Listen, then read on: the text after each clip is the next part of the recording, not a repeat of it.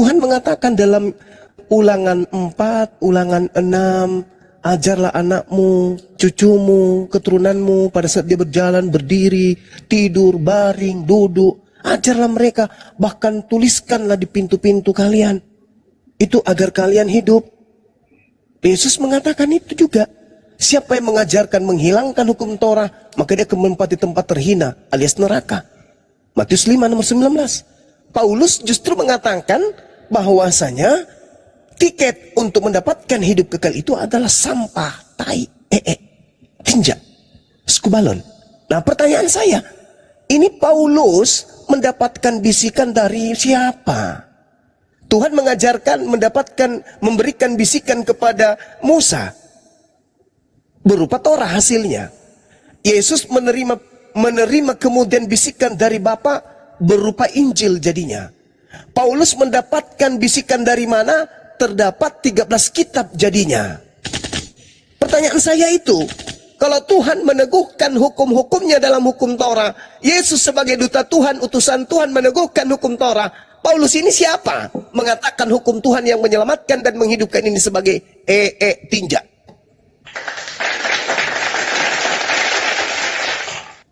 Dapat ilmu dari mana Paulus ini, Bu? Silakan. Ya, di perjanjian lama itu hukum Taurat diberikan tapi tidak pernah bisa menyelamatkan manusia. Tujuannya kenapa Tuhan memberikan hukum Taurat di dalam perjanjian lama itu menunjukkan dosa itu apa. Lalu menunjukkan standar kekudusan Allah, ya. Lalu menunjuk kepada Kristus yang akan datang. Jadi kalau misalnya orang-orang Israel itu melakukan upacara penembusan dosa zaman perjanjian lama, itu harus mereka tahu nanti akan ada yang yang sempurna yang akan datang, yaitu Kristus, yaitu Mesias. Harusnya itu gitu loh. Nah, dan kalau yang Kristusnya sendiri sudah datang, ya yang Bu, pertanyaan Bu, jawab. Pertanyaan saya, Ibu, siapa yang ngajarin Paulus menghujat hukum Tuhan? Mengatakan hukum Tuhan itu adalah tinja.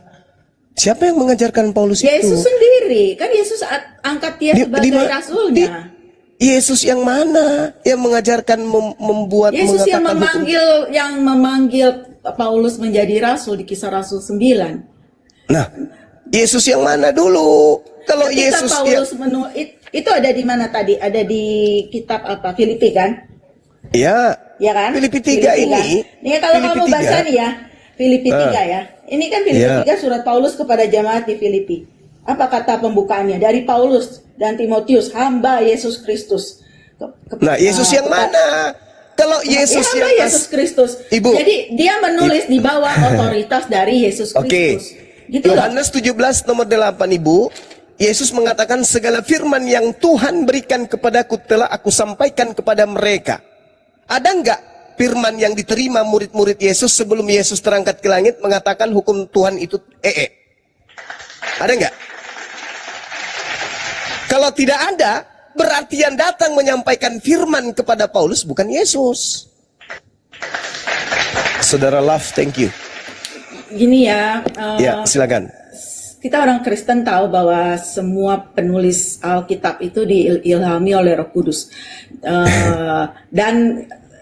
Dan ada ayat yang menyatakan bahwa semua yang ditulis ini sudah cukup untuk mengantar manusia kepada keselamatan. Jadi Alkitab ini sudah cukup. Dan masih ada hal-hal lain yang dilakukan oleh Yesus Kristus. Tapi kalau itu dibuat atau ditulis, itu buku satu dunia itu juga nggak bakalan bisa cukup untuk memuatkan. Ya, pertanyaan saya, jadi kalau Bapak menuntut, harus Paulus ada begini, harus ada ya, begitu. Yesus kan sebagai penyampai firman. Tapi kalau dipelajari keseluruhan Alkitab itu akan menuntun, akan membuat kita paham bahwa apa yang mau dipelajari di Bible itu? Tidak ada keselamatan. Selain menghina para nabi, menghina Tuhan, apa yang mau dipelajari di Bible? Itu kan menghina Tuhan itu, Bu. Dengan mengatakan hukum-hukum Tuhan yang datang kepada Nabi Musa yang menjadi sumber keselamatan Bani Israel adalah tinja, sampah, kotoran. Itu penghinaan. Sekarang pertanyaan saya, seketika Anda mengatakan Yesus yang mengajarkan, Yesus sudah penghinaan. Jangan anggap selalu kata-kata seperti itu penghinaan, tergantung dari motivasinya. Mengatakan ucapan Pak Prabowo itu sebagai tinja, itu hinaan. Apalagi ucapan Tuhan.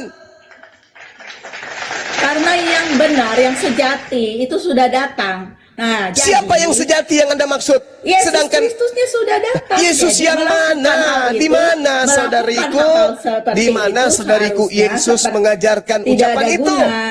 Di mana Yesus mengajarkan ucapan bahwa hukum Tuhan yang datang kepada Musa itu adalah tinja? Di mana Yesus mengajarkan itu?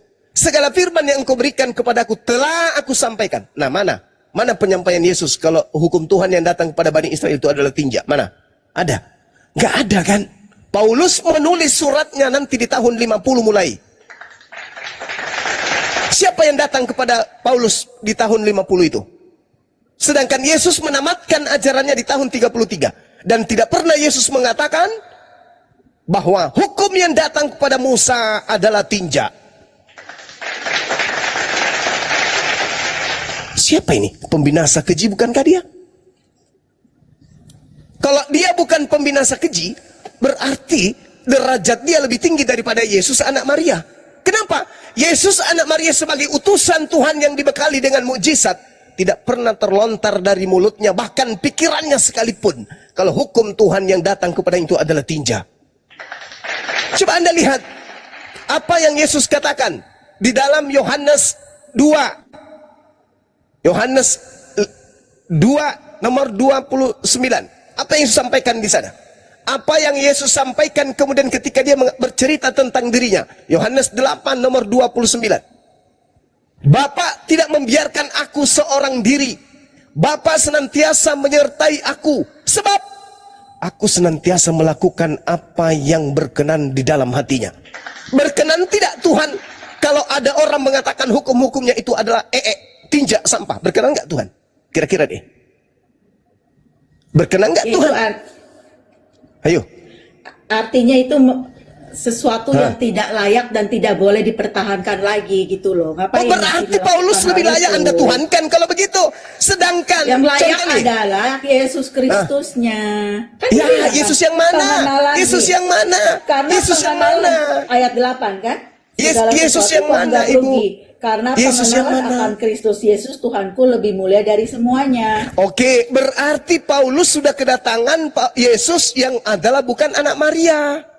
Karena seluruh murid Yesus di dalam ucapan Yesus itu sendiri tidak ada satupun di antara mereka murid-murid Yesus yang asli menganggap Yesus itu Tuhan. Siapa kata? Kata Yesus. Di mana dalilnya? Yohanes 17 nomor 8, segala firman yang kau berikan kepadaku telah aku sampaikan kepada mereka dan mereka telah menerimanya dan mereka percaya bahwa engkaulah yang telah mengutus aku.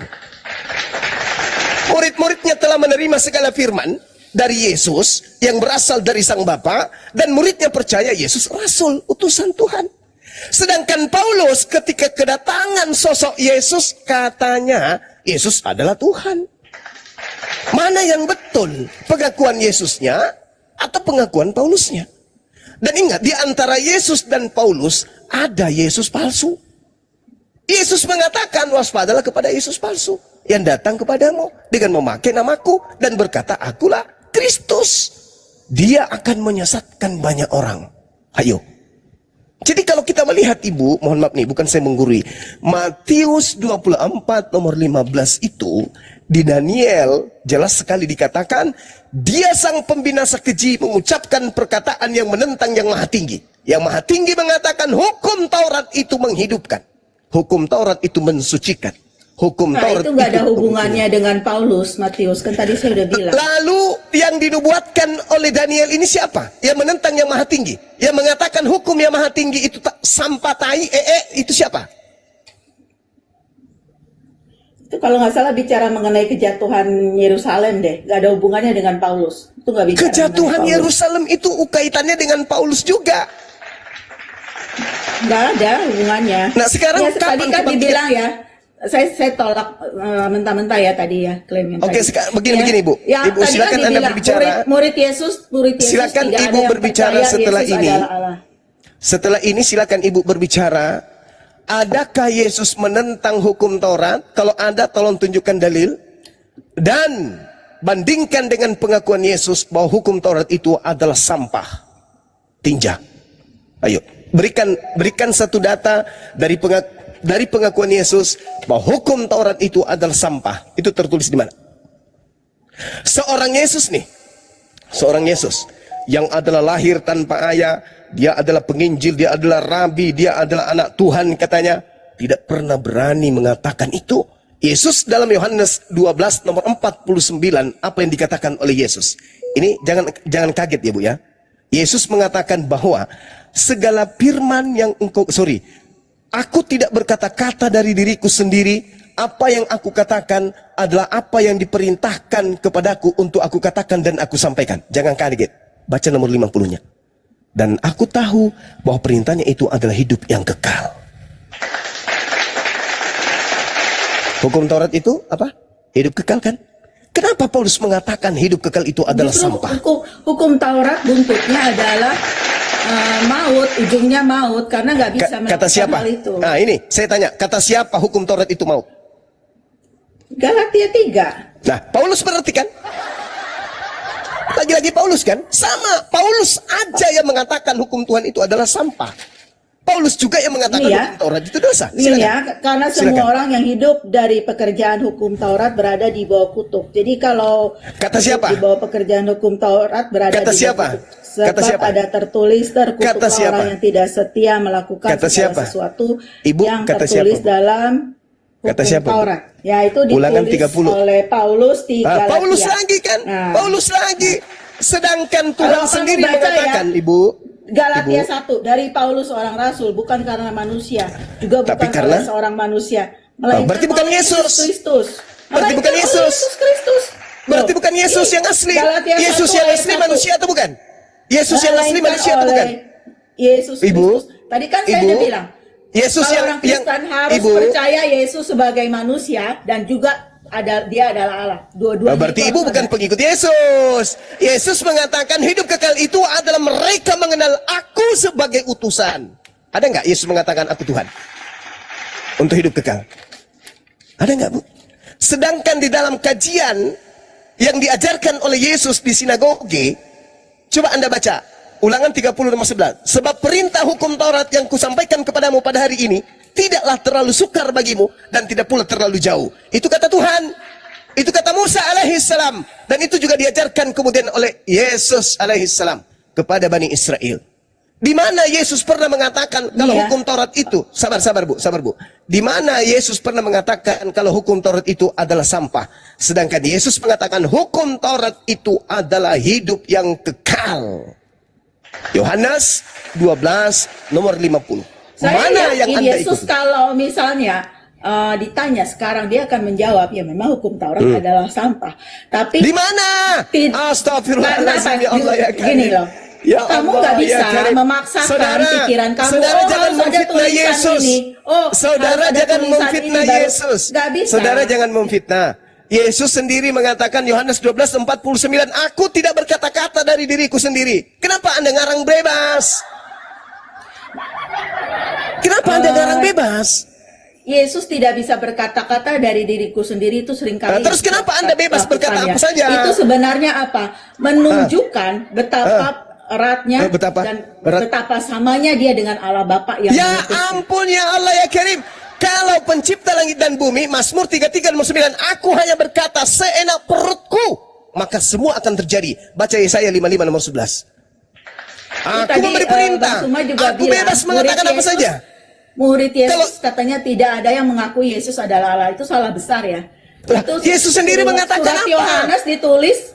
Yohanes 1 ditulis oleh Yohanes. Yohanes kan muridnya Yesus. Ya Allah ya Karim, ya Allah ya Karim. Saudariku, Yesus datang menyampaikan firman di tengah-tengah Bani Israel. Yesus berkata, aku tidak berkata-kata dari diriku sendiri. Oke, kita kunci itu. Berarti Yesus ini adalah orang yang berkata berdasarkan firman Tuhan. Paulus dalam suratnya kepada jemaat Filipi, dia katakan bahwasanya hukum Tuhan itu adalah sampah. Saya boleh dong bertanya kepada saudari ini. Ini Yesus mengatakan tidak berkata-kata dari dirinya sendiri. Bahkan dia katakan hukum Tuhan itu adalah hidup kekal. Kenapa tiba-tiba Paulus mengatakan itu adalah sampah? Anda mengatakan itu ajaran Yesus. Yesus yang mana?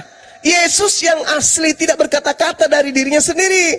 Yesus yang asli sudah menamatkan pengajarannya kepada muridnya Bani Israel. Yesus yang asli mengatakan hukum Taurat itu adalah hidup yang kekal. Jadi Yesus yang mana ini yang datang mengatakan, hei Paulus, ya paman, hukum Taurat itu adalah sampah lu.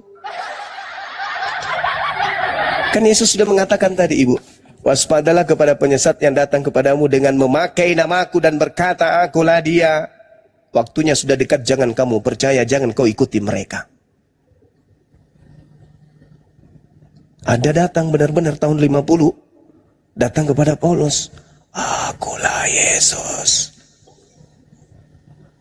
Lalu memerintahkan kemudian Paulus mengajarkan orang-orang melakukan agama Kristen. Sedangkan Yesus yang asli tidak pernah mengajarkan ajaran Kristen. Yesus yang datang kepada Paulus mengajarkan menjadi Kristen. Yesus yang datang kepada Bani Israel mengajarkan menjadi Yudaism. Jadi ada dua Yesus. Yesus Yudaism, Yesus Kristen. Ya kalau gini ya, kalau semua omongan Paulus itu tidak dipercaya, ya nggak usah ngomong lah dengan orang Kristen. Karena orang Kristen itu percaya Paulus adalah rasulnya gitu. Nah, karena Yesus yang asli mengatakan sebab dia akan menyesatkan banyak orang. Jadi kalau Anda mengatakan Kristen, betul. Karena Yesus palsu sekelompok dengan pengikutnya, yaitu Kristen, pengikut Kristus. Saya nggak salahkan Ibu. Saya cuma menggeliti akal sehat Ibu. Yesusnya meminta waspada kepada penyesat yang datang. Karena kalau penyesat yang datang, dia akan membantah firman Tuhan. Itulah yang terjadi. Tuhan mengatakan bahwasanya terkutuk orang yang tidak menjalankan hukum Taurat. Utusan Tuhan berkata bahwa hukum Taurat itu adalah hidup kekal. Tiba-tiba muncul Paulus. Kedatangan oknum mengaku Yesus, mendirikan sebuah sekte bernama Kristen. Pengikutnya menentang ajaran dari Tuhan. Kisah Rasul, gitu. Kisah Rasul 13 ayat 39. Ya. Dari 38. Jadi ketahuilah hai saudara-saudara, oleh karena dialah maka diberitakan kepada kamu pengampunan dosa. Artinya bicara mengenai Yesus ya. Dan ayat 39, dan di dalam dialah setiap orang yang percaya memperoleh pembebasan dari segala dosa yang tidak dapat kamu peroleh dari hukum Musa. Hukum Musa itu adalah hukum Taurat. Jadi kalau tidak bisa melakukan hukum Taurat, ya langsung dosa di mata Tuhan. Sekarang begini, saudari, hukum Taurat itu untuk siapa?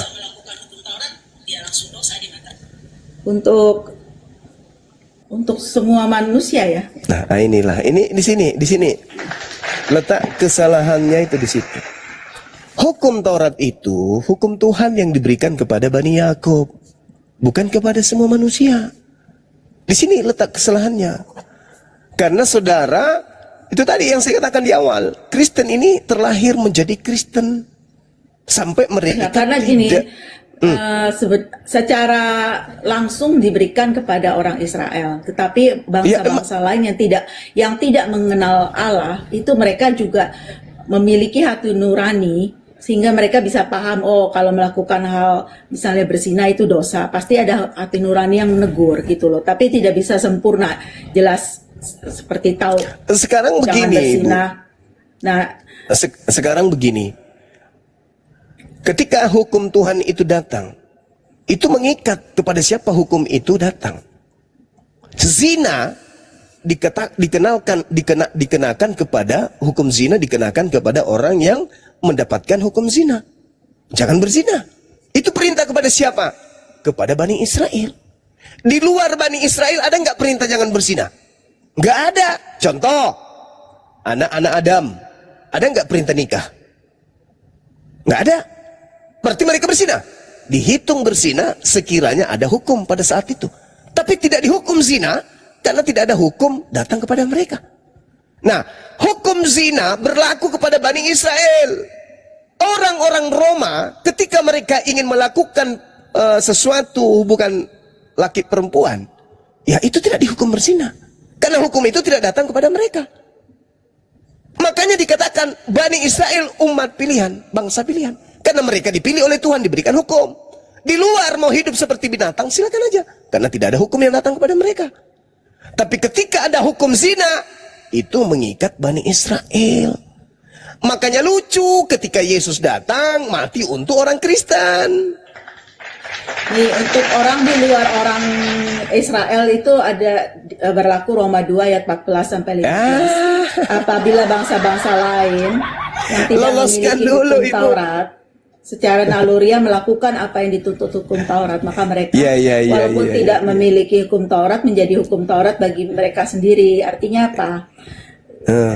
Isi hukum Taurat itu ada tertulis dalam hati mereka dan suara hati mereka itu turut bersaksi dan pikiran mereka saling menuduh atau saling membela. Jadi kalau orang di luar Yahudi itu dia melanggar hukum Taurat, nah, pasti ada oh kamu dosa nih, kamu salah.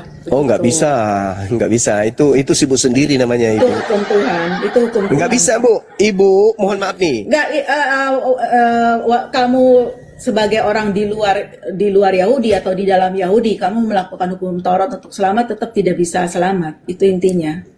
Berarti Anda melawan Tuhan dong. Karena Tuhan sendiri yang mengajarkan tentang hukum Taurat itu sebagai perjanjian kekal kepada Bani Israel. Yeremia 31 nomor 31 sampai 33. Anda membantah Tuhan dari tadi. Nah, coba kita kupas sendiri pelan-pelan. Bukan perjanjian lama. Kalau perjanjian lama itu datang yang baru, perjanjian baru. Yang lama sudah tidak berlaku lagi. Astagfirullahaladzim, ya Allah ya Karim. Ya Allah ya Karim. Yesus mengatakan lebih mudah langit dan bumi lenyap daripada setitik dari hukum Taurat itu batal. Hari ini kita mendengarkan orang mengaku pengikut Yesus dan mengatakan hukum Taurat itu tidak berlaku lagi. Pengikut siapakah orang ini? Ya, karena kita pengikut hidup di bawah kasih karunia. Semua orang Kristen hidup di bawah kasih karunia penebusan kasih karunia nenek Mukiper. Saudaraku, di dalam kitab saudara dikatakan di Wahyu 3 nomor 9, orang yang bukan Yahudi pura-pura ngaku Yahudi atau sengaja mengaku Yahudi atau memaksakan menjadi Yahudi, dia adalah jemaat setan. Itu dalil. Maaf nih, bukan saya mengatakan, itu dalil. Orang yang bukan Yahudi tapi hidup seakan-akan Yahudi itu adalah jemaat setan. Nah sekarang siapa yang mengajarkan kalian hidup seakan-akan kalian dibebaskan oleh hukum Taurat? Sedangkan hukum Taurat itu adalah hukum Bani Israel. Hukum Taurat itu hanya untuk Bani Israel. Di dalam kitabnya orang Yahudi, Ulangan 33 nomor 4, hukumku yang datang kepada Musa hanya berlaku kepada hak milik kepunyaan adalah ahli Bani Yakub. Yeremia 33 nomor 33 sampai 33. Perjanjian baruku yaitu hukum Taurat. Aku akan tanamkan, aku akan tancapkan ke dalam batin setiap Bani Israel dan Bani Yehuda. Kita nggak ada di situ, sebab sekiranya ada kebenaran oleh hukum Taurat, artinya kalau hukum Taurat itu kata siapa? Itu kata siapa? Kristus tidak usah datang. Itu kata siapa? Itu kata siapa? Ayo, yang jujur. Itu kata siapa? Mbah Paulus lagi kan? Seingat saya Paulus ya. Nah itu tadi saya Paulus bilang, lagi. kalau kamu makanya tadi di awal saya Paulus, bertanya ya, saudariku. Saya bertanya kepada saudari saya ini. Siapa yang membisikkan Paulus begitu tajam sehingga membantah seluruh firman Tuhan yang datang kepada para nabi termasuk yang datang kepada Yesus? Siapa itu? Karena Yesus. Paulus itu kan dia menulis 14 kitab ya dari kitab perjanjian baru. Jadi kalau misalnya Bang Suma tolak Paulus ya susah, nggak bisa ngomong. Kalau sekarang bukan saya menolak Paulus. Hukum Taurat sekarang ya bukan saya menolak Paulus. Saya tidak menerima Paulus bukan karena saya menolaknya, enggak. Tapi karena saya seorang Muslim. Muslim itu dituntut untuk berakal sehat. Maka dengan sendirinya Paulus gugur. Karena saya dituntut untuk sehat berakal. Kalau Bang Suma mau terus melakukan hukum-hukum Allah supaya selamat itu terserah. Tapi kalau saya hukum Tuhan yang datang kepada Bani Israel hanya untuk Bani Israel. Sudah itu aja. Astagfirullahaladzim, ya Allah ya Karim. Udah malam. Ya Allah ya Karim. Kalau Bang Suma menolak keselamatan dari Kristus ya nggak apa-apa, terserah. Kristus yang mana dulu? Kristus mengatakan yang mati disalib dan bangkit. Kirain Kristus anak Maria. Kalau Kristus yang mati disalib itu jelas. Yesusnya mengatakan, waspadalah kepada penyesat yang berkata, akulah dia. Nah, yang disalib ini berkata, akulah dia. Aku tidak mau percaya kepada penyesat. Maaf ye. Yesus berkata, waspadalah kepada penyesat yang datang kepadamu dengan memakai namaku dan berkata, akulah dia. Sejenak sebelum oknum ini disalib, dia berkata, akulah dia. Maaf, aku nggak mau menyembah penyesat. Silakan Saudari Nita kalau mau istirahat. Kajian-kajian ini memang berat karena harus menggunakan akal sehat. Enggak berat. Sebenarnya Enggak berat. firman Tuhan itu harus diterima tanpa banyak. Yang mana yang firman Tuhan? Membantah. Taurat. Kalau membantah melulu itu namanya mengeraskan hati. Saudariku, yang mana yang firman Tuhan? Tauratkah atau Filipi? Tidak ada yang berat kalau sudah percaya. Enggak, yang saya tanya yang mana yang firman Tuhan? Taurat atau Filipi? Semua. Dari mana Anda mengatakan Filipi itu firman Tuhan? Dua-duanya. Coba Filipi Anda juga firman narasikan Tuhan. kepada saya di mana Paulus pernah kemudian menerima wahyu. Silakan. Tadi di Kisah Rasul 9, gimana sih? Di mana? Di mana coba? Dibilang kan, Mana Paulus Yesus menerima sendiri. wahyu? Coba. Yang Kisah para bukan Rasul 9 di mana? Yang datang kepada Paulus, akulah Yesus gitu. Nih ya. Ini bicara mengenai pengalaman gini nih ya. Pengalaman Paulus bertemu dengan sosok yang mengaku Kristus, betul? Ya, Saulus mengapa engkau sekarang menganiaya Yesus. aku? Jawab Saulus, Oke, siapakah oke, engkau oke. Tuhan? Ah, siapakah engkau Tuhan? Akulah Tuhan yang kau aniaya. Aniaya itu. Akulah Tuhan yang kau aniaya, gitu maksudnya. Ya, Berarti Tuhan bisa dianiaya. menganiaya orang Kristen atau pengikut Yesus sama juga dengan menganiaya Yesusnya. Oh begitu. Tolong Ya. tunjukkan kepada Makanya saya. Paulus Tolong tertusukkan tunjukkan. hatinya. Astaga, aku sudah menganiaya Tuhan sendiri. Astaga. Oh mati bijak. Tolong saudari, tolong tunjukkan kepada saya di mana Yesus pernah menyampaikan firman kepada Paulus ketika dia mengatakan segala firman yang engkau berikan telah aku sampaikan kepada mereka. Pertanyaan saya, duluan mana Yesus menutup ajarannya dengan Paulus mengarang, Lukas mengarang, menulis, Paulus bertemu dengan sosok Yesus. Mana yang duluan? Yesus menutup kurikulum pengajarannya sebagai rabi kepada Bani Israel dengan cerita ada sosok datang mengaku Yesus kepada Paulus. Duluan mana? Ditutup itu dalam arti bahwa tidak ada wahyu yang baru, bahwa wahyunya sudah tutup, bahwa Kristus adalah segala Tuhan dan firman Juru yang Selamat. engkau berikan. Paulus itu dia tidak membawa ajaran baru. Ibu, segala firman yang engkau berikan, kata Yesus, telah aku sampaikan kepada mereka. Pertanyaan saya, apakah masih ada firman setelah itu? Tidak ada ajaran baru, Pak. Paulus itu ajarannya dengan Yesus. Kalau tidak sama. ada ajaran baru, pertanyaan saya, segala firman yang engkau berikan kepadaku telah aku sampaikan kepada mereka dan mereka telah menerimanya dan mereka percaya bahwa engkaulah yang telah mengutus aku. Pertanyaan saya kepada ibu nih, apakah masih ada firman setelah itu? Tidak ada. Kalau misalnya masih ada, 13 ya itu kitabnya berarti Paulus ini dari mana? menambah-nambahi. Ibu, 13 kitabnya Paulus ini dari mana? Iya, di ayat Ibu, di ayat 15 ya. saudariku, Tetapi firman Tuhan saudariku yang kepadanya. baik, Ini saudariku yang penegasan baik. dari Yesus, Saudariku yang baik, pengesahan dari Yesus. 13 Dengar buku ya. Paulus ini, termasuk Filipi Pergilah, yang tadi yang mengatakan sebab firman Tuhan itu adalah orang ini tinjas kubalon. Pertanyaan adalah saya, alat. itu dari mana firman-firman yang 13 bukunya Paulus ini dari mana, Ibu?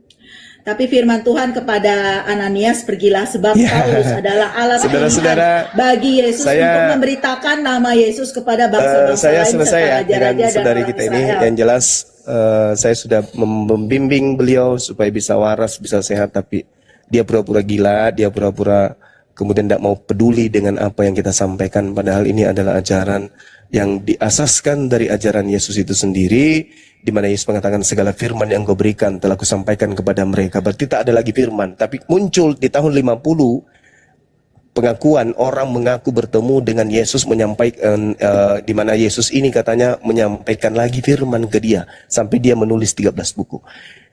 Yesusnya sudah menutup ajarannya segala firman yang kau berikan, tapi ada orang yang mengaku-ngaku lagi bertemu dengan Yesus dengan 13 kitabnya. Berarti, ya silakan saudara pilih sendiri, pikirkan sendiri, renungkan sendiri, telaah sendiri. Apakah itu Yesus asli atau itu adalah Yesus palsu? Demikian dari saya, Bang Suma. Thank you teman-teman semuanya, silakan. Jadi semua firman Tuhan itu diinspirasikan oleh Roh Allah. Roh Allah itu Ya, adalah Roh Kudus adalah Allah. orang sendiri. Dan Itu pengakuan siapa? Itu pengakuan Roh siapa? Kristus juga. Itu pengakuan siapa? Di 2 Timotius. Itu siapa? Siapa yang nulis Timotius itu? Timotius. Iya, siapa? Timotius yang nulis. Siapa lagi tuh Timotius? Siapa lagi dia? Anak angkatnya Paulus.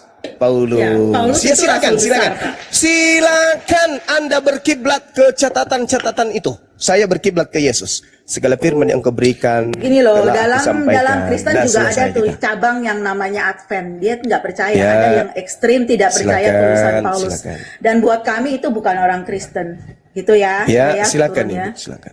Ya, silakan. Makasih ya Bu ya.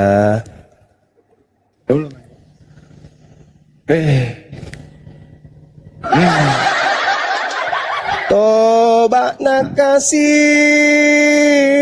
puang monrori majeng ucampa no ucampa aronu tapi dek nasau otakmu malesek gimpetoni ulummu. Turut semangatmu. Ya aku campak nih aro melamar rupa.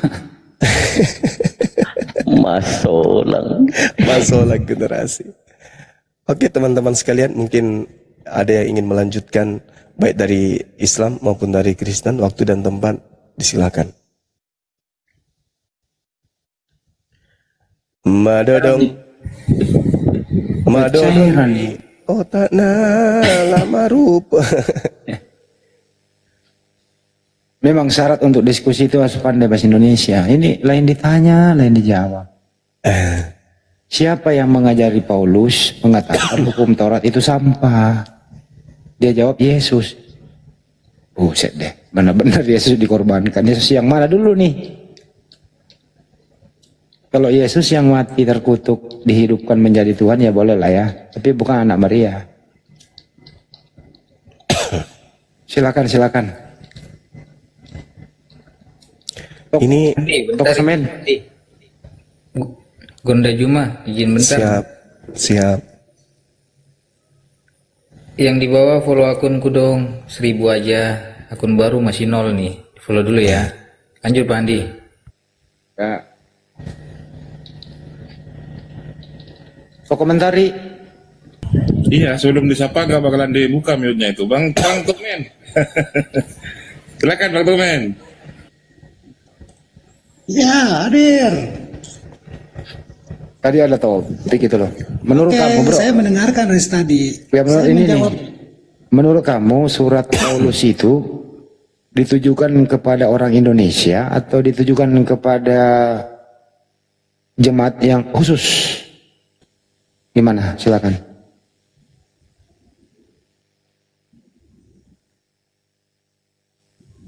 kepada seluruh orang yang percaya Yesus, orang Yahudi, orang yang bukan Yahudi yang percaya Yesus. Tapi nggak ada orang Indonesia disebut di situ disebut oh, jemaatku di Efesus, di Roma, di Galatia, di Filipi gitu. Nggak ada disebut di Pulau Jawa. Kenapa ya? Dia belum sampai ke sini, Gimana tuh? Bang, jaraknya jauh, Bang. Paulus kan daerah-daerah di sekitar situ kan berdekatan, Bang. Bisa jalan Iya, kaki. maksudnya Bang, suratnya itu kan kepada jemaatku di Galatia. Artinya khusus ke Galatia. Nggak ada di situ kepada jemaatku seluruh alam semesta. Kan nggak ada kayak gitu. Gimana bro? Iya, belum nyampe, Bang, ke sini belum nyampe, jauh, Bang. Oh belum nyampe. Artinya ini Ya, ada saya jawab yang begitu, salah Bang, sasaran untuk nih. orang yang bukan Yahudi, yang percaya Yesus. Iya, Enggak, ada Bang, yang untuk salah orang sasaran yang bukan sebenarnya. Yahudi yang percaya Yesus. Bang Juma gimana nih Bang Juma ini urusannya nih? Bukan untuk dia kok dipakai-pakai gitu loh. Iya, baik. Nah, Bang, silakan. di bawah ada bilang pelawak tuh tokoh mentari, ganti aja. Mau ganti siapa? Ya, Bang. Terusin Kita aja belajar dulu. sama-sama Bang ya. Penonton bilang tokoh mentari pelawak, katanya ganti aja. Mau ganti siapa? Nggak ada orang lagi. Mohon izin teman-teman. Jadi gini ya saudara. Kalau umat Islam itu kan beriman kepada kitab-kitab yang pernah diwahyukan oleh Allah kepada para nabi. Taurat kepada Nabi Musa, Injil kepada Nabi Isa, Zabur, Mazmur kepada Nabi Daud, dan kitab ini itu diberikan kepada nabi dan rasul di mana mereka diutus kepada kaumnya masing-masing. Di samping itu, umat Islam itu dicerdaskan di dalam meniti kebenaran sebuah keyakinan. Dalam Al-Quranul Karim, Allah Subhanahu wa Ta'ala berfirman, Bismillahirrahmanirrahim, Fawailul lilladina yaktubuna al-kitaba bi'aidihim, thumma yakuluna hadha min indillah, liyashtaru bihi thamanan qalila, fawailul lahum mimma katabat aydihim, fawailul lahum mimma yaksibun. Jadi Al-Quran mencerdaskan umat Islam dengan menyampaikan berita gaib bahwa celakalah orang-orang yang menulis sebuah buku dengan tangan mereka sendiri kemudian berkata ini dari Allah dengan maksud untuk menjual, menjajakannya dengan harga murah. Maka celakalah mereka karena tulisan tangan mereka.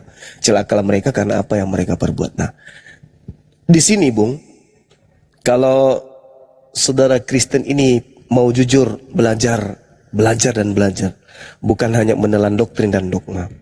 Kita lihat surat Paulus itu ya. Misalnya surat Korintus ini, itu dituliskan kemudian bersama dengan Sontenes, orang-orang yang ada di Korintus, di Korintia, di tengah selatan Yunani. Kalau hari ini kita melihat itu berada di tengah selatan Yunani. Itu surat yang ditulis oleh Paulus untuk jemaat yang ada di Korintus. Nah, kemudian surat Filipi ini Yesus tidak tuliskan sendiri. Dia bersama dengan anak angkatnya, bersama dengan Timotius. Mereka menuliskan untuk jemaat yang ada di munisipal Filipoi di Yunani juga. Tapi letaknya apakah dia di Yunani selatan atau Yunani utara itu kita nggak tahu. Cuman dikatakan bahwasanya di Filipoi yang ada di Yunani sana. Itu Filipi. Kemudian Kolose itu dituliskan oleh Paulus lagi-lagi bersama dengan anak angkatnya, anak didiknya, untuk orang-orang yang ada di kota kuno di Friga Utara, bagian Laodikia. Nah, ini artinya bahwa bukan untuk orang Indonesia surah itu dituliskan kemudian, karena di situ dikatakan untuk jemaatku yang ada, untuk anak-anakku, untuk saudara-saudaraku, untuk rekan-rekanku sepelajar dan seterusnya. Sementara Galatia ini itu ditulis untuk jemaat yang ada di Ankara Turki, bukan untuk kita yang ada di Indonesia. Dan itu terekam baik di dalam surat-suratnya dia di Galatia. Menulis surat untuk orang-orang yang ada di Galatia, di Antarika Turki. Nah, sedangkan kalau berbicara data-data atau surah-surah yang lain seperti Filemon, Titus, kemudian apalagi Titus, Filemon, Kolose, kemudian ada Efesus, kemudian ada Tesalonika, kemudian ada kitab Timotius itu sendiri, itu semuanya Paulus tuliskan hanya untuk orang-orang yang memang ditujukan kepada mereka. Contoh, kitab Roma. Coba Anda lihat di dalam Roma 1 nomor 7. Di situ dikatakan apa? Paulus menuliskan suratnya untuk orang-orang yang berkebangsaan Roma yang ada di bangsa Roma itu sendiri. Di situ aja coba kita lihat di Roma 1 nomor 7. Tulisan-tulisan Paulus yang berjudulkan buku Roma itu ditulis untuk orang Roma, bukan untuk orang Indonesia. Tapi dibawa oleh pedagang atau juga penjajah masuk ke Nusantara kita ini. Diimanilah mereka yang tunduk kepada misionaris yang masuk ke Indonesia, tanpa mereka dalami bahwa ternyata itu surat-surat yang ditulis oleh Paulus untuk jemaat-jemaat yang ada di sana.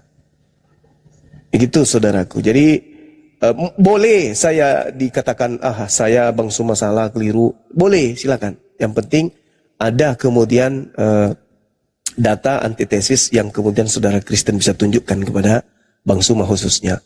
yang telah membawa data-data tadi. Nah, berbeda dengan Al-Quran. Kalau Al-Quran itu jelas. Zalikal kitabu la raiba fihi hudal lil muttaqin. Itu merujuk kepada seluruh umat manusia. Didatangkan kepada seorang manusia bernama Nabi Muhammad. Nabi Muhammad pun mengatakan, ya ayuhan nas, wahai seluruh umat manusia, inni rasulullahi ilaikum jami'a. Aku adalah utusan pencipta langit dan bumi untuk seluruh kalian manusia. Itu Quran. Itu surah apa itu, sahabat-sahabat sekalian? Al-Quran surah Al-Araf ayat 100 berapa? 158. Nah, sedangkan Paulus ini diutus ya kepada jemaat-jemaat yang tadi. Tapi nggak apa-apa, ini adalah materi untuk kita kaji, untuk kita pelajari bersama, supaya saudara-saudara kita baik Islam maupun Kristen itu bisa mendapatkan edukasi. Silakan ditanggapi, diluruskan kalau memang dirasa keliru. Silakan.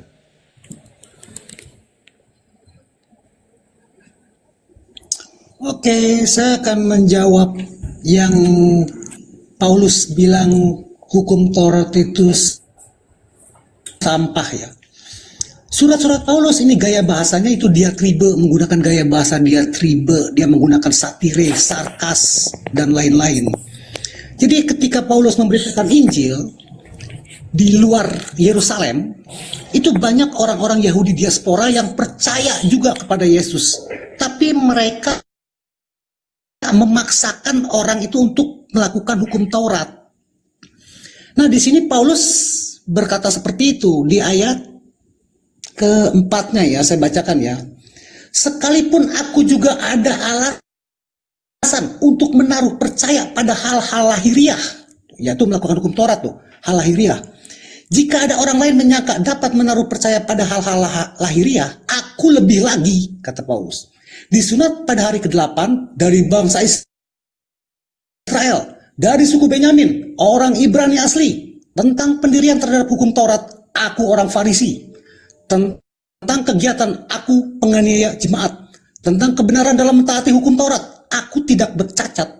Tetapi apa yang dahulu merupakan keuntungan bagiku, sekarang kuanggap rugi karena Kristus. Jadi dia dulu ketika membunuh orang-orang yang percaya kepada Yesus, dia anggap itu adalah keuntungan, dia anggap adalah kebenaran. Tapi ketika mengenal Kristus, dia anggap itu semua adalah kerugian.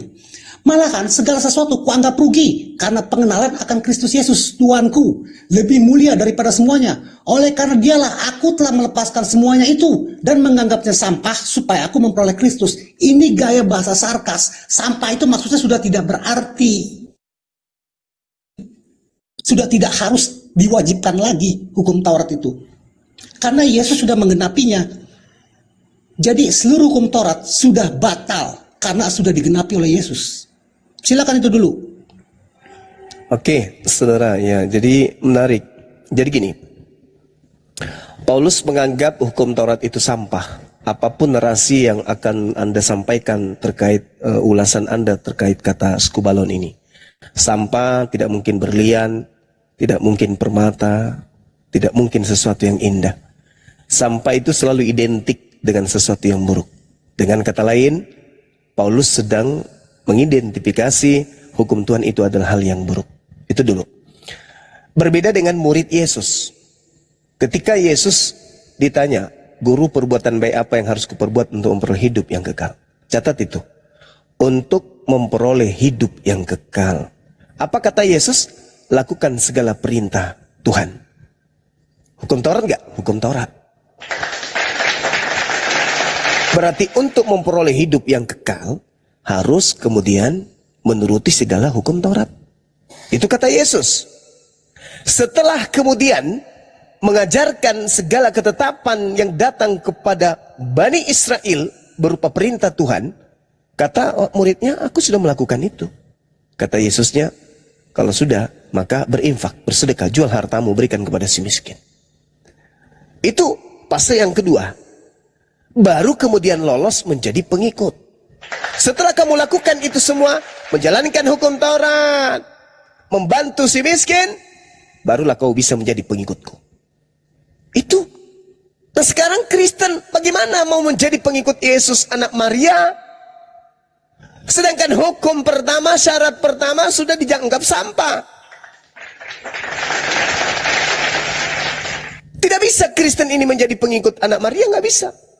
Karena syarat untuk menjadi pengikut anak Maria yang pertama harus tekun dengan setia menjalankan segala apa yang diperintahkan oleh Tuhan. Matius 19 nomor 17. Itu. Yang kedua, menjual harta. Nggak ada lagi orang Kristen pakai mobil. Semua naik apa ya? Pakai sandal jepit, itu pun yang bolong-bolong. Kamu harus menjual seluruh hartamu untuk kemudian bisa menjadi pengikutku.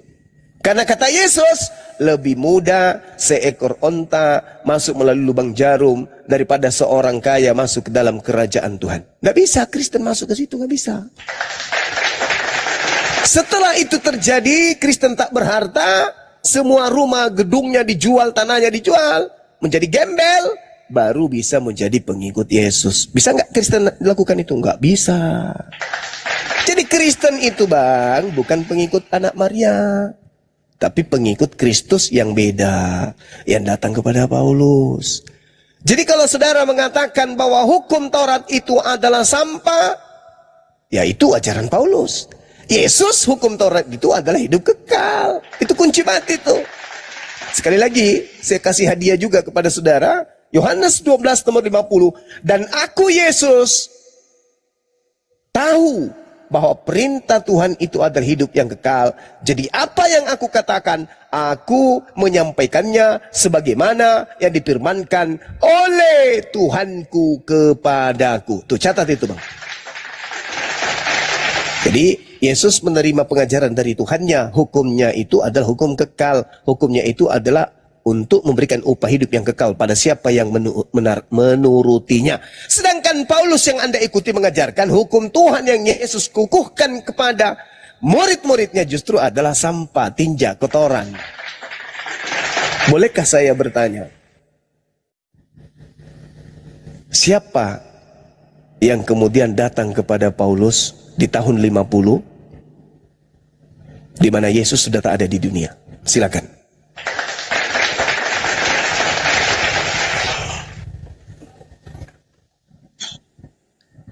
Oke, ntar saya akan jawab itu ya.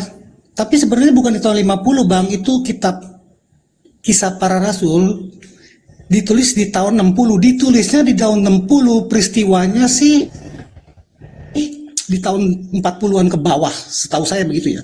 Nanti saya akan jawab itu ya. Tapi saya akan ke inti diskusinya, yaitu tentang hukum Taurat.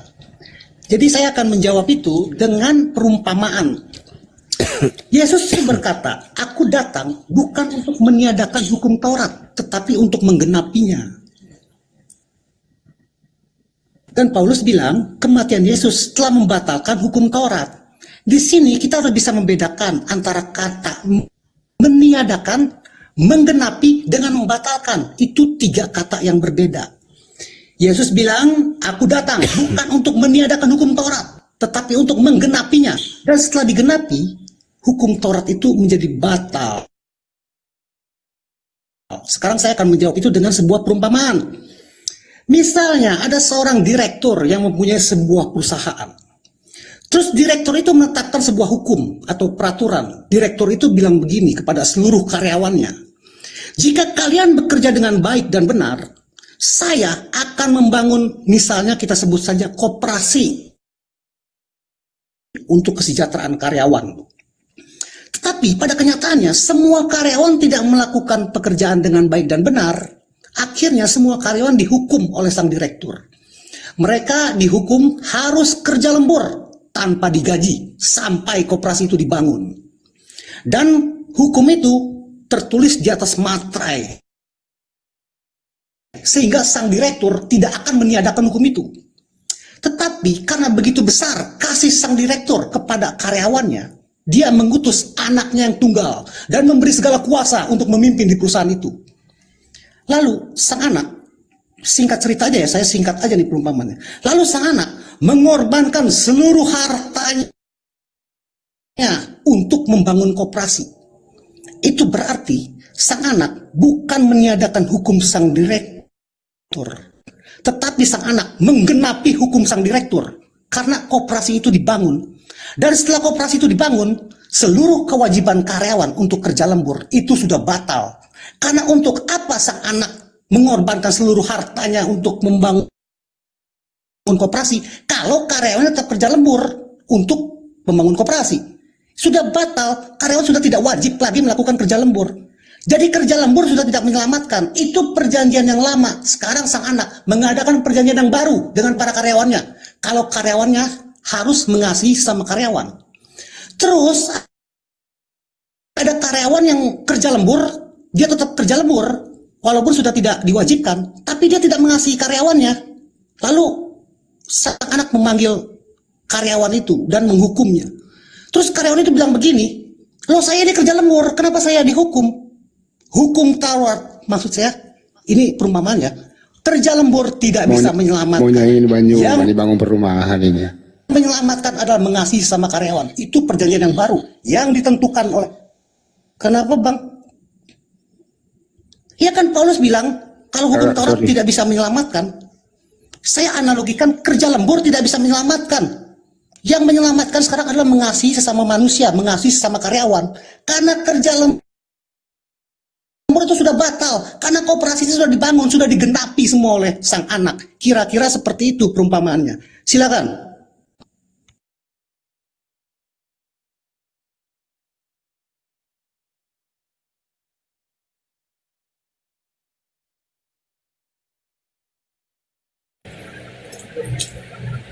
Ya kan?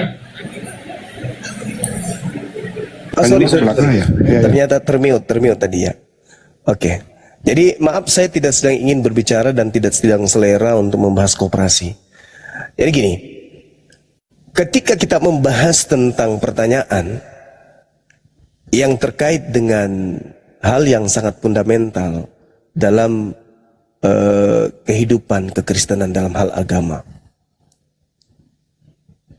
Yesus datang mengajar Bani Israel untuk menjalankan hukum Taurat. Dan Yesus tadi berdasarkan dalil mengatakan hukum Taurat itu adalah hidup kekal. Dan Yesus sendiri mengatakan dia melakukan apa yang diperintahkan. Aku mengatakan dan menyampaikan apa yang difirmankan kepadaku. Itu Yesus. Sedangkan di tahun 50 Paulus mulai menulis di Tesalonika. Kalau berbicara mengenai pengakuannya dia di Filipi, itu dituliskan tahun 60 sampai tahun 62. Nah, Anda mengatakan itu cerita yang dibangun kemudian oleh Lukas dalam Kisah Para Rasul. Bung, Kisah Para Rasul itu kitab kedua. Kitab pertamanya adalah kitab Lukas. Kitab pertama aja ditulis di tahun berapa itu teman-teman? Ada yang tahu? Lukas ini ditulis di tahun 62 Masehi.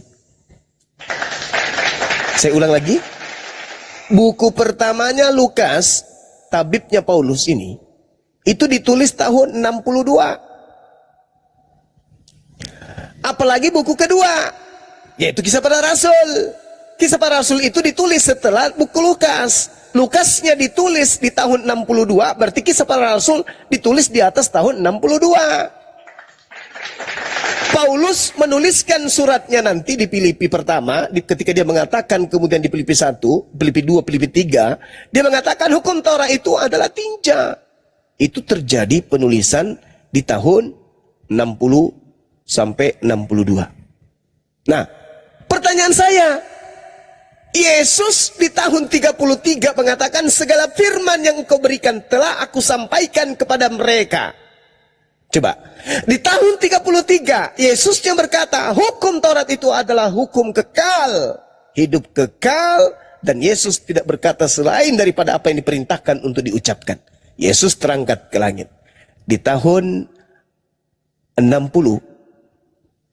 tiba-tiba Paulus mengajarkan kalau hukum Tuhan itu adalah tinja. Pertanyaan saya kepada saudara, siapa yang datang kepada Paulus di tahun 62 itu? Ia mengajarkan Paulus di tahun 60 sampai 62, yang membimbing dia yang mengkader dia, mengospek dia untuk menjadi wakilnya, yaitu Paulus, itu siapa? Di tahun 60 sampai tahun 62, Paulus ada yang mendikte dia, ada yang menatar dia. P4, untuk mengajarkan kepada jemaat di Filipi bahwa hukum Tuhan yang dituliskan kemudian tahun 1400 sebelum Masehi oleh Musa alaihissalam itu adalah kotoran, sampah, tinja, skubalon. Pertanyaan saya, Paulus mengaku dalam Galatia 1 ini dituliskan kemudian oleh Paulus itu di tahun 55 sampai 57. Dia mengatakan bahwa ada Kristus datang kepadanya. Pertanyaan saya, Kristus yang mana yang datang kepadanya di tahun 55? Sedangkan Yesus sudah ada di langit. Yang mengajarkan kepada Paulus di tahun 55 sampai tahun 60,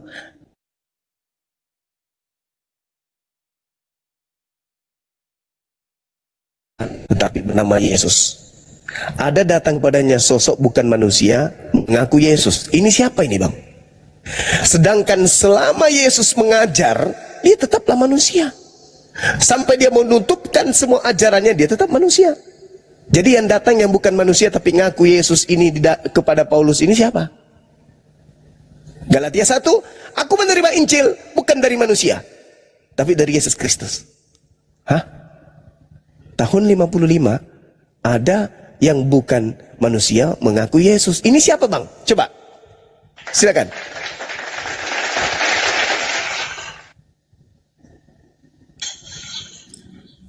Oke. Tadi saya menjawab dengan sebuah perumpamaan, maksudnya supaya mengerti ya. Saya kepada penonton dulu nih. Sebentar aja kepada penonton supaya mengerti. Kalau saya tidak menggunakan perumpamaan tidak akan mengerti. Paulus membatalkan hukum Taurat, sedangkan Yesus bilang, aku datang bukan untuk meniadakan hukum Taurat, tapi untuk menggenapinya. Penonton bingung. Tapi kalau saya menggunakan perumpamaan, setidaknya ada sebagian kecil yang mengerti. Semoga mengerti. Ada yang mengerti semoga. Walaupun sedikit. Saya harus pakai perumpamaan, kalau nggak kesulitan. Yesus juga mengajar menggunakan perumpamaan. Nah, sekarang saya akan menjawab siapa di kisah para rasul yang berjumpa dengan Paulus. Itu Yesus, Bang Juma. Jadi Bang Juma, saya tahu akan mengarah kepada Matius 24 tuh tentang Mesias palsu. Di sini Matius 24 ini berbicara tentang akhir zaman. Jadi murid-murid Yesus tuh berkata nih kepada Yesus. Saya baca gini ya, dari ayat 3. Kata mereka, katakanlah kepada kami, bila manakah itu akan terjadi, dan apakah tanda kedatanganmu dan tanda kesudahan dunia? Lalu Yesus menjawab, jawabannya panjang di sini nih. Saya langsung ambil di ayat ke 23. Di saat nanti Yesus akan datang untuk kedua kalinya, di saat itu hampir kiamat, tanda kesudahan dunia.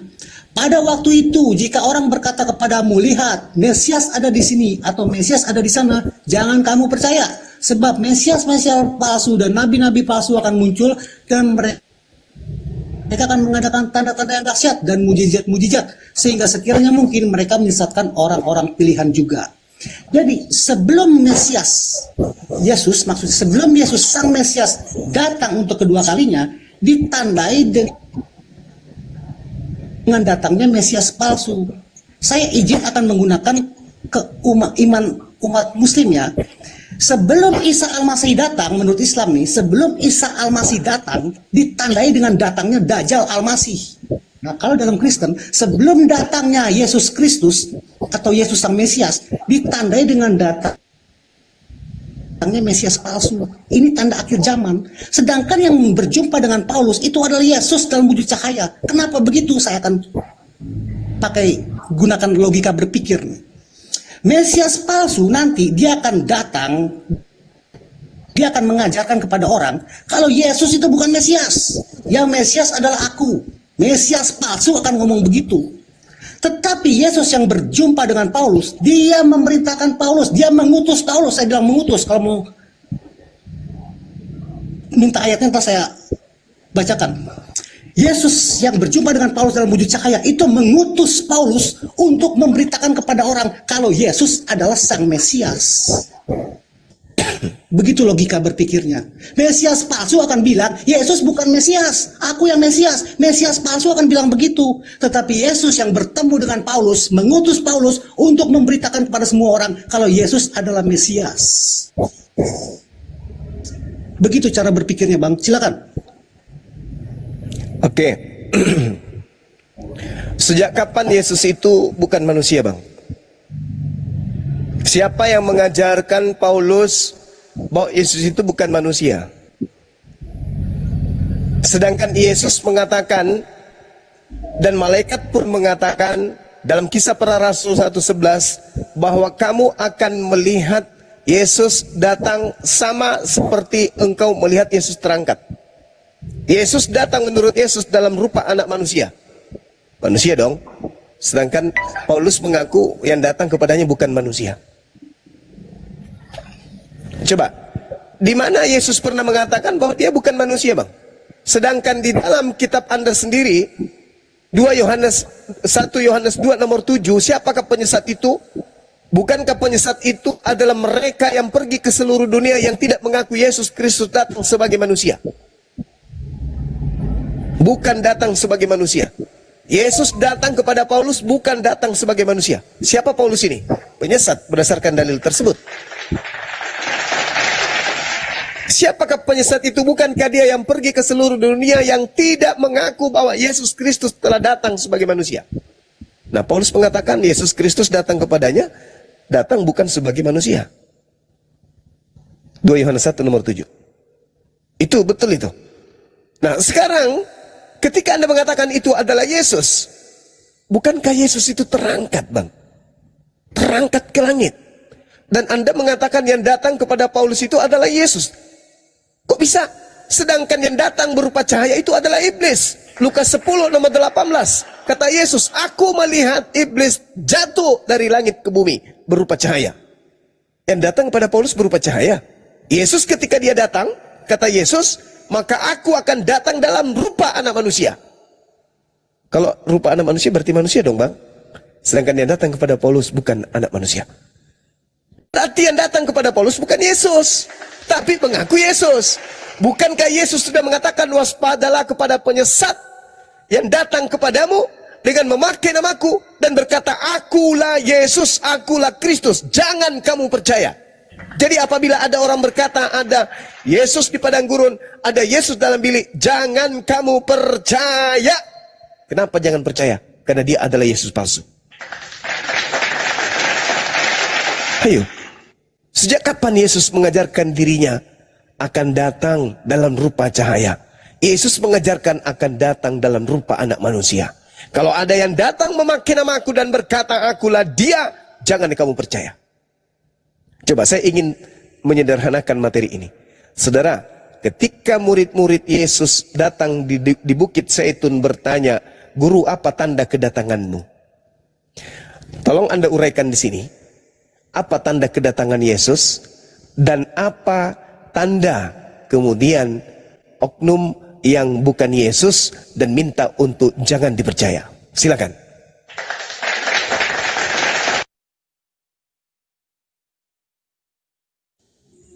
Ya, itu kan tanda kedatangan kedua kalinya, Bang, yang seperti anak manusia lagi tuh. Kalau ini kan dia kan Yesus itu firman Sang Ilahi, yang adalah Sang Ilahi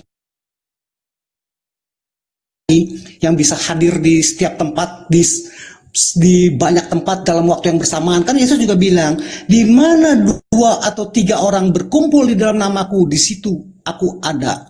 Itu tanda keilahian Yesus. Karena hanya Sang Ilahi yang bisa berada di banyak tempat dalam waktu yang bersamaan. Terus tadi Abang bilang tentang Yesus melihat kejatuhan iblis seperti kilat yang memancar dari langit. Di ayat berapa itu, Bang? Saya lupa, Bang. Halo, Bang Juma. Lukas 10:18. Bang Juma. Lukas 10:18. Iya, Abang benar, saya tahu, tapi saya Lukas 10:18. Saya lupa. Lukas Lukas 10. Oke, Bang. Lukas 10:18. Lalu kata Yesus kepada mereka, aku melihat iblis jatuh seperti kilat dari langit. Ya saat itu, sekali lagi saya katakan, saat itu Yesus melihat iblis jatuh seperti kilat dari langit. Tapi kalau besoknya ada kilat bang, itu berarti mau turun hujan, bukan iblis mau jatuh. Bukan semua kilat itu iblis yang jatuh. Ya Yesus menyatakan dirinya, menampakkan diri dalam wujud cahaya. Bukan berarti itu iblis bang. Saya harus menjawab gimana ya?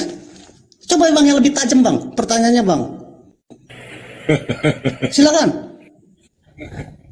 Oke, baik. Ibrani 13:8, Yesus Kristus tetap bersama, baik kemarin, hari ini, dan sampai selama-lamanya. Yesus datang sebagai manusia. Sejak kapan dia bukan manusia, bang? Di mana Yesus mengatakan dia akan berubah menjadi bukan manusia? Paulus mengatakan, yang datang kepadaku adalah Yesus Kristus, tapi bukan manusia. Nah, coba Anda tunjukkan kepada saya di mana Yesus pernah mengatakan kalau dia akan berubah menjadi bukan manusia. Silakan.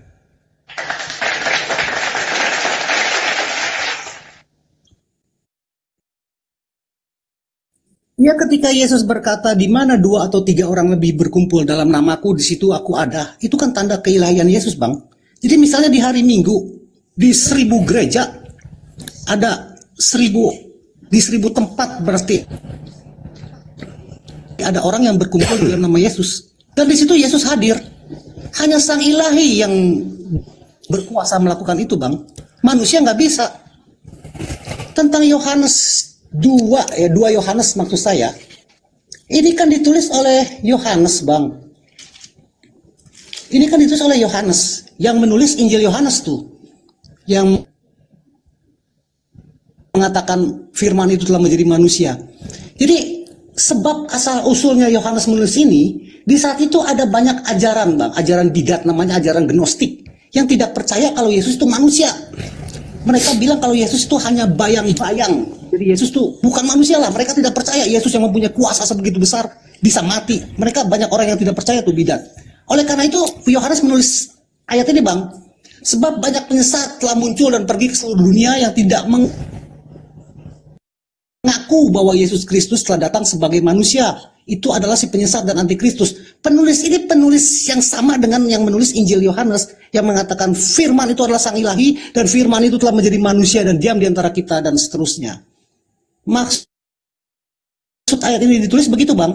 Ada ajaran gnostik yang tidak percaya kalau Yesus itu manusia. Seperti itu. Silakan. Tuh ada kingdom tuh, coba kingdom. Kemudian bang kingdom. Coba gini bang. Coba sekali-sekali sedikit untuk lebih dalam memahami isi Bible. Anda membawa Matius 18:20 tadi. Sebab di mana 2 atau 3 orang berkumpul dalam namaku. Apakah pada saat dia menuju ke Damsyik, Paulus itu sedang berkumpul dalam nama Yesus? Tidak. Dia sedang mencari pengikut Yesus untuk dibunuh. Kalau yang Anda maksud itu, murid-murid Yesus berkumpul, mengingat guru mereka, ya gurunya hadir di situ dalam arti kata ajarannya, ingatannya sama seperti kami. Ketika kami kemudian menghadirkan Nabi Muhammad SAW, di situ Nabi Muhammad hadir. Bukan berarti dia turun dalam rupa cahaya. Sedangkan yang dialami Paulus ini berbeda. Tidak masuk ke dalam Matius 18:20 itu, saudara. Matius 18:20 itu, di mana 2 atau 3 orang berkumpul dalam namaku, di situ aku ada di tengah-tengah mereka. Bukan berarti dia Tuhan. Begitu juga ketika saya pergi kemanapun anak-anakku hadir mengingat aku di mana mereka pergi, di situ aku ada. Di situ doa-doaku untuk mereka ada. Murid-murid Yesus didoakan oleh Yesus. Bukan berarti dia berkumpul Anda di gereja kemudian tiba-tiba bunyi di atas seng, tugebek, akulah Yesus. Bukan begitu. Sedangkan yang terjadi kepada Paulus itu sama seperti orang kedatangan setan. Kalau di daerah saya itu disebut popok parakang, ya, setan Sumiati kalau orang sini bilang. Tiba-tiba aja ada lengket di pohon. Akulah Akulah Sumiati. Ya itu film Doti jadinya nanti tanggal 24. Bukan yang itu yang dimaksud Yesus. Sedangkan yang terjadi terhadap Paulus itu adalah orang yang kedatangan cahaya. Nah, coba tunjukkan kepada saya data di mana Yesus mengatakan kalau dia akan datang berupa cahaya kepada seseorang. Di mana? Coba data Anda tunjukkan kepada saya. Ada nggak data pengakuan Yesus kalau aku yang datang kepada kalian, aku datang dalam bentuk suara dan cahaya? Ada nggak Yesus mengatakan itu? Yesus mengatakan aku akan datang dalam rupa anak manusia. Selain daripada itu, setan. Itu kata Yesus. Selain daripada itu ngaku aku itu setan, penyesat. Planos dalam bahasa Yunani. Waspadalah agar kalian jangan disesatkan. Ini pesan Yesus kepada Yahudi, bukan kepada Kristen. Sebab akan banyak penyesat datang dengan memakai namaku dan berkata akulah dia. Jadi kalau ada orang mengaku bertemu dengan aku di padang gurun, bertemu dengan aku di dalam bilik, jangan kamu percaya. Coba saudara, saya tanya kepada saudara. Tahun 55 atau tahun di mana Lukas menulis kisah para Rasul 9, kisah para Rasul 5, di mana Paulus datang kemudian ke padang gurun Damsyik, bertemu dengan sosok mengaku Yesus. Pertanyaan saya kepada saudara, menurut Yesus kepada muridnya, kalau ada orang mengaku bertemu dengan Yesus di padang gurun, percayai atau jangan percayai? Jawab. Jadi gini Suma, Anda ini mencomot banyak ayat, tetapi sebenarnya tidak ada hubungannya. Dijawablah. Silakan Bang, silakan Anda jelaskan. Membahas ayat itu. Dijawab pertanyaannya Bang Gurunda, Bang Juma. Iya, silakan Anda jawab. Jelaskan kepada saya. Saya akan